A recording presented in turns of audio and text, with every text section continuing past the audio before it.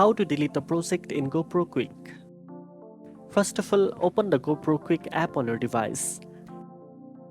Next, go to the Studio tab located at the bottom of the screen to see all your projects. Find the project you want to delete from your list of saved projects. Tap on the project and you will see two options, Edit and Delete buttons at the bottom. From these options, select the Delete button to remove the project from the app. You may be asked to confirm the deletion. Tap Delete to proceed.